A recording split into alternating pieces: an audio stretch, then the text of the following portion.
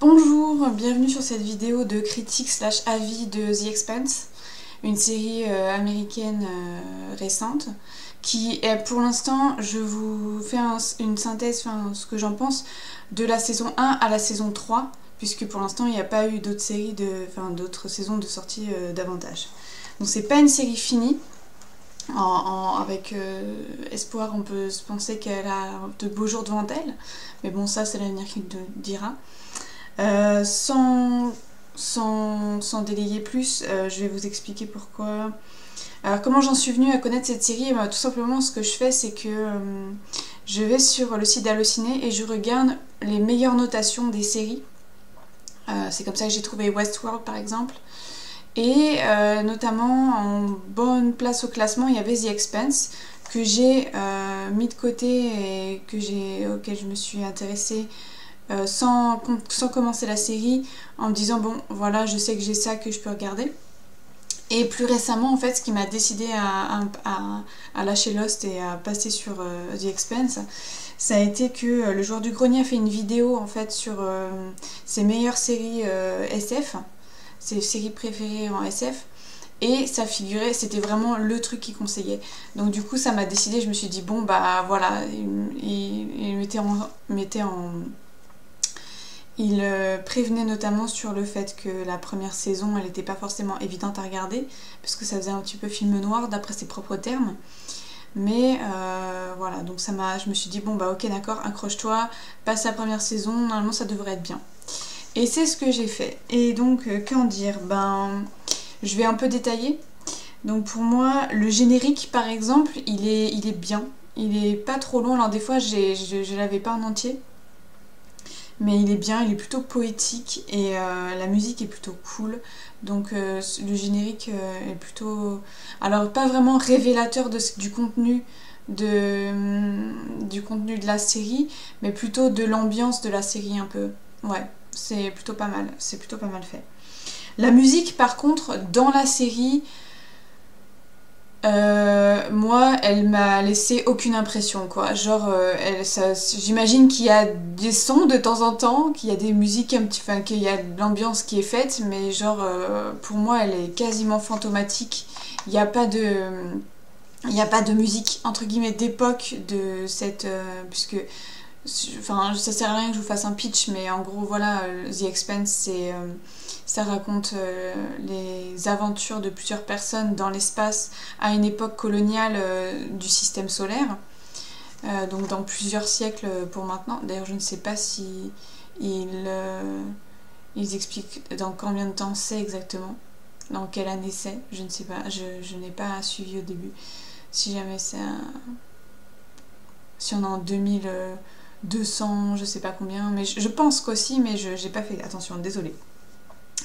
Donc voilà, donc ils auraient pu mettre des musiques un petit peu futuristes, bon, au risque de se planter hein, bien sûr, mais pour nous baigner aussi dans, pas juste visuellement, mais aussi de façon sonore dans l'univers de The Expanse. Mais moi je trouve que c'est pas le cas. On n'entend pas, enfin il y a juste un moment une musique qui est emblématique un peu, qui fait partie qui fait un peu partie de l'intrigue, mais je vais pas vous spoiler et c'est tout en fait, c'est tout ce qu'on peut entendre de morceaux qui peuvent être joués à ce moment-là dans la culture de The Expanse. Les effets spéciaux sont cool et ils font pas du tout carton-pâte et là-dessus il y a du budget. C'est pareil pour les décors, franchement on s'y croit, on s'y croirait, c'est vraiment pas aussi... Si vous connaissez la série Firefly, il y a des fois on se dit que ouais bon, ça fait un peu carton-pâte, ça fait un peu cheap. Là, non, franchement, il y a du budget. Et bon, après, le coup des cheveux qui flottent parce que t'es en 0G, t'es en gravité 0, ils le font au tout début, mais ils le font pas par la suite. Si on remarque qu'en fait les cheveux sont soit comme ça, c'est-à-dire qu'il n'y a pas de mouvement même en 0G, soit attachés, bref, on peut se dire qu'ils se sont fait de la 0G à moindre frais. Je pense avec des harnais ou des trucs comme ça, parce que voilà, comme il y a des scènes où il y a de la 0G et où on peut se dire ouais putain ils ont vraiment été en apesanteur quand ils ont tourné ça, c'est cool. il y a d'autres scènes où on peut se dire ouais c'est de la fabriquer je pense. Donc après c'est un peu là-dessus que moi j'ai un peu, enfin j'ai pas eu de mal mais j'ai eu mon esprit de spectatrice s'est un petit peu dit ouais là-dessus, enfin remarqué un petit peu. Mais sinon franchement honnêtement les décors sont vraiment chouettes. On s'y croirait et c'est assez immersif donc là-dessus c'est cool. Les dialogues sont sympas, on n'a pas l'impression d'avoir que c'est écrit par des débiles.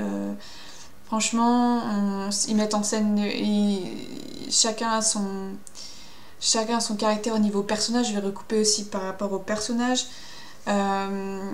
Ça met bien en scène les personnages, ça reflète pas mal leur caractère.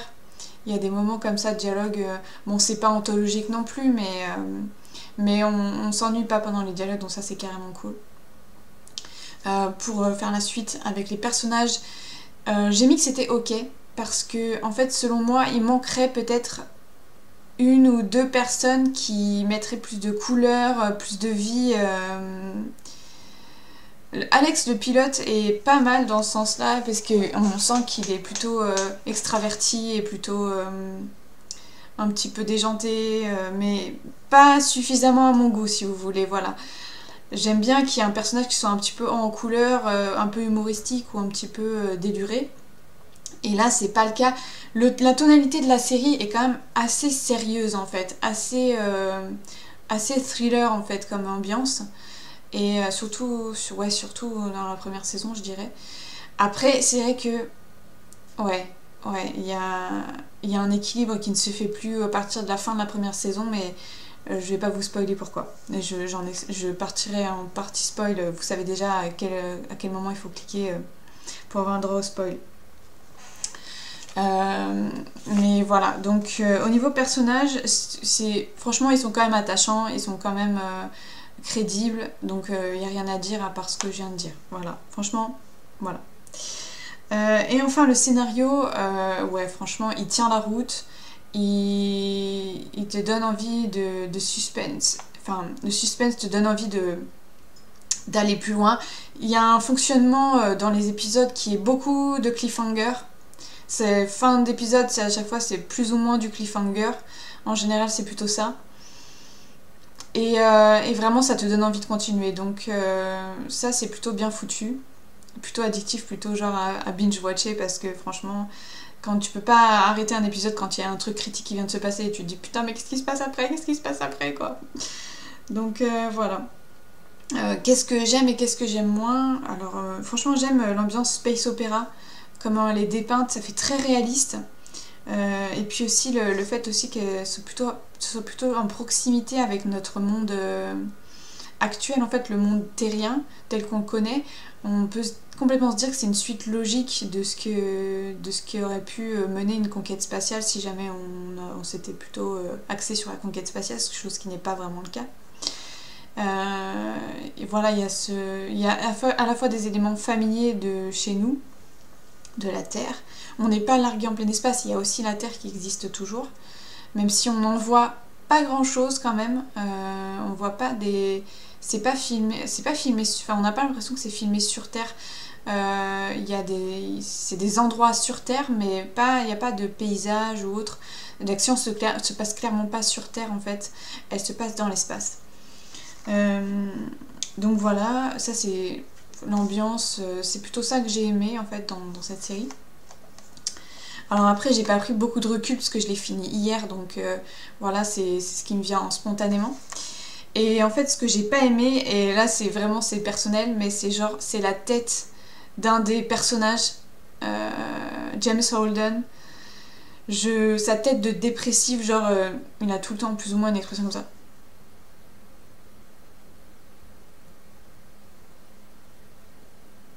Et c'est tout. Et c'est à peu près tout ce qui... Alors je sais pas si c'est dû à l'écriture du personnage, si c'est l'acteur qui est comme ça. Je pense pas que l'acteur soit comme ça parce que j'ai vu vite fait des images où il a l'air totalement différent. Donc peut-être que c'est la direction d'acteur qui veut ça. Mais moi ça m'énerve. Ça m'énerve. C'est genre... gars, c'est déjà que l'atmosphère est plutôt pas lourde mais plutôt sérieuse. Si en plus il y a un mec qui a une tronche de gros dépressif qui mène l'action, franchement ça ça alourdit le truc, quoi. Voilà, donc moi c'est un truc que j'ai pas... Le concept du personnage, il est plutôt intéressant, mais comment il est interprété, je suis pas à fond pour, quoi, franchement. Voilà. Et bon, mais là je vais me répéter par rapport au personnage, mais je vais agrandir ça en général, c'est-à-dire que l'absence d'un truc en plus. Si vous voulez, moi, The Expanse, je serais pas très loin de me dire...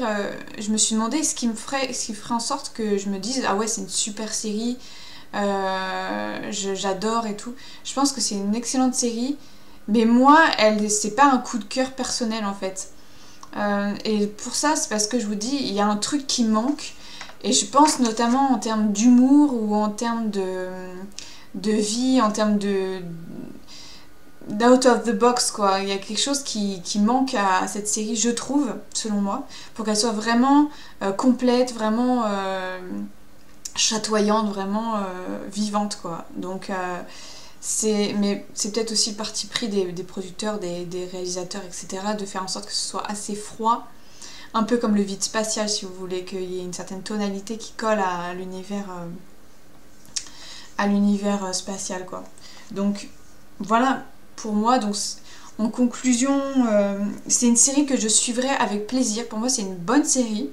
C'est vraiment une bonne série, elle est prenante, il y a des rebondissements, il y a des petits moments un petit peu humour quand même, hein, elle n'est pas totalement tout en froide et tout, mais l'humour est léger là-dedans, c'est vraiment du comique de situation, ce genre de choses, donc ça va, ça passe. C'est vraiment une série que je vais suivre avec plaisir, je pourrais dire une excellente série, mais pas un coup de cœur personnel, voilà. Et maintenant on va passer au spoil. Alors j'ai pas grand chose à dire par rapport au spoil, donc ça c'est pour les gens qui ont vu la série ou qui pensent pas l'avoir et qui veulent savoir un peu plus en détail ce qui peut clocher ou ce qui peut aller ou mais bon, vous risquez d'être perdu si vous l'avez pas vu. Et donc à 12 minutes 12, voilà, je commence le spoil. Et ben voilà, à la fin de la saison 1, non, c'est pas à la fin de la saison 1 d'ailleurs, c'est au milieu de la saison 2, donc à peu près au milieu de la série. Un des personnages principaux qu'on suivait depuis le tout début meurt, il disparaît sur Vénus en même temps que Julie Mao. Et en fait, c'est lui qui apportait cette touche de décalé, cette touche de un peu je m'en foutisme, cette touche en plus, je trouve. Avec en plus une vision d'enquêteur, une vision un peu plus spéciale que celle des autres. Et on est privé de ce personnage au milieu de la saison 2, sans qu'il soit spécialement remplacé ou décalé sur d'autres modes. Et ça c'est dommage parce qu'effectivement, bon, je n'étais pas spécialement hyper fan du personnage, mais comme je disais, il apportait des trucs en plus. Que les autres personnages n'ont pas, qui sont plutôt sérieux, concentrés, dédiés à leur travail, etc. Alors que lui c'était un petit peu le branleur qui avait son point de vue assez cynique sur le monde. Et ben voilà, je trouve que les personnages qui arrivent sur la saison 3 par exemple sont assez lisses. Voilà, c'est cette lisseur, cette platitude générale en fait des personnages qui est un petit peu dommage en fait, je trouve, par rapport à cette série, ouais. Parce que c'est du space opéra, tu peux quand même te faire un petit peu plaisir. Certes, il y a des enjeux mondiaux, il y a une guerre qui se prépare en fond, etc. Donc c'est assez sérieux, mais c'est pas interdit non plus de déconner pendant ce temps-là. Enfin, voilà, un personnage un petit peu déconneur, un petit peu hors cadre, un petit peu pas sage, parce qu'ils sont tous très sages en fait. Moi ça m'aurait donné un petit peu de quoi respirer, de quoi rigoler, de quoi rendre vraiment la série un petit peu plus vivante. Donc c'est vrai qu'à ce niveau là je trouve qu'il manquerait un cast par rapport à ça, peut-être un personnage supplémentaire. Dans Firefly c'est un alchimie qui se trouve très bien, y a toujours un personnage qui a son petit moment de décalage par rapport à ce qu'ils sont en train de vivre, mais là l'équipe elle est sage quoi, donc moi je trouve ça un peu dommage. Bref. Et sinon pour spoiler l'intrigue, Qu'est-ce que je pense de l'intrigue? Bah, franchement, c'est super intéressant en fait. Le fait qu'ils trouvent un ersatz alien et qu'ils sachent pas comment gérer, qu'ils pensent directement en termes d'armes parce que bah, ils sont dans un contexte de guerre froide, ça fait sens. Que le mystère principal de l'intrigue. Alors ce qui est chaud, c'est que en fait c'est plutôt le contexte géopolitique et l'intrigue alien qui fait avancer le schmilblick plutôt que le développement des personnages qui est pas hyper prononcé, je trouve. Ça c'est un petit peu dommage. Euh, donc voilà, l'énigme alien qui se développe au fur et à mesure sous fond de contexte géopolitique qui évolue, ça c'est vraiment intéressant. Par contre, la fin de la saison 3, elle est un peu rapide à mon sens, c'est-à-dire que ils étaient coincés dans cette bulle spatiale hors du temps. Enfin, pas hors du temps, mais hors de l'espace, dans cette bulle spatiale particulière. Et puis d'un coup, ils éteignent tous les moteurs pour montrer qu'ils ne sont pas des bombes auprès de la station alien. Et d'un coup, qu'est-ce que la station décide de faire? C'est d'ouvrir plein de trous de verre sur, a priori, plein d'autres systèmes, notamment d'autres systèmes étoilés. Je sais pas si on dit d'autres systèmes solaires parce que c'est pas le soleil, mais si, c'est d'autres soleils en fait. Donc sur d'autres systèmes solaires, en se disant que, et ça c'est ce que dit James Holden à la fin, c'est genre ouais, ils nous ont ouvert tout un champ de possibilités qu'on va clairement aller explorer parce qu'on est comme ça, nous les humains. Et je me dis mais ok, mais attends, on sait pas vers où ça mène. Et surtout, ça tient à une technologie alien qui peut vous claquer dans les pattes. Enfin, elle n'est pas réputée pour être hyper... la protomolécule tout au long de la série, c'est quand même un truc assez anarchique, assez mystérieux, qui a son propre agenda.